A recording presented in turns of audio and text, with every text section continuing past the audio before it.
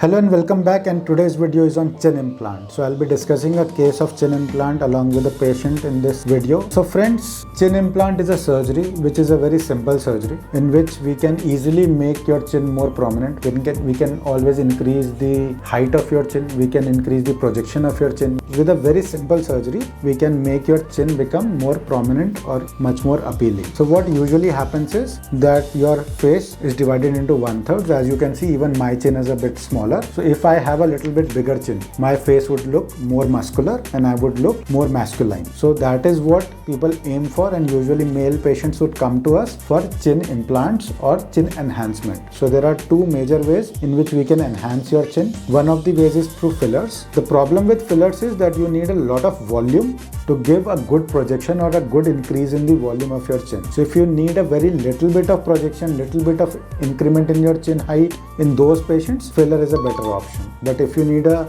big enhancement, if you need a lot of volume in the chin area, I would go with a chin implant. The other problem with filler is that filler, even the best ones, the Voluma one, which I usually prefer to put in the chin area, would last for approximately 2 to 2.5 years, whereas a chin implant would last for your lifetime. Once put in, it will remain there. So it is more economical in that sense. The problem with chin implant is that chin implant is a surgery, whereas filler is just an injection. So if you cannot take a vacation or if you cannot avoid social presence for about a week's time, then the only option you have is a filler. But if you can take out 1 week in which you will have a lot of swelling in the chin area after the implant, then I would prefer to go with an implant if you are looking for a good enhancement in your volume. So there are multiple types of chin implants. For this patient, we have chosen an extended chin implant. So there is one in which you have a chin implant which is only for the projection of the chin, which is the standard chin implant. There is another one which gives a good projection as well as a good increase in the height along with increase in your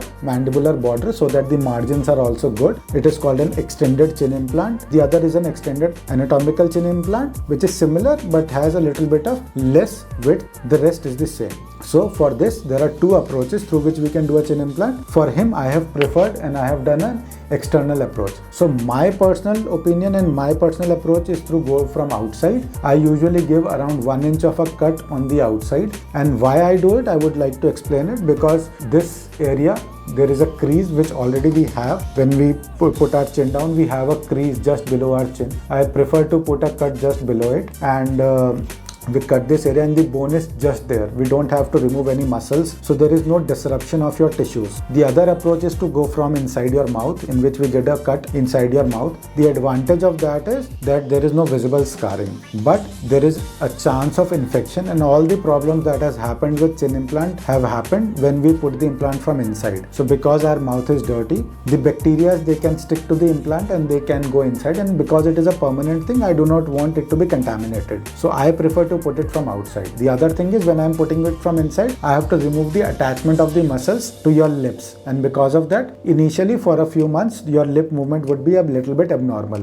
Plus there are two nerves, the mental nerves, which are inside over here above, which supply your lip. They can get damaged. So I prefer to do a safer way, in which I give a very small cut, which is usually hidden beneath the chin. If we suture it perfectly, there's hardly any scar. It's much more easier to do. So this is all about chin implant. You will have a swelling for about 7 to 10 days. The chin will look a little bit bigger for almost 1 month to 3 months maybe, and it would take almost 3 months for all the swelling to go down. But you will be socially acceptable within about 1 week to 10 days, in which you will feel as if most of the swelling is gone. It usually does not cause any complications. You have to wear a chin strap to keep the implant in position for initial 5 to 7 days. Once the implant gets stuck to your body, your tissues in the body, you don't have to take much care of it. It will remain in place, and until there is any problem, you need not remove it. So this is all about chin implant. In case you are looking for your jawline enhancement or any chin augmentation, you can always contact us. Our number is 9599554211, and we'll be happy to help you. Thank you and have a nice day.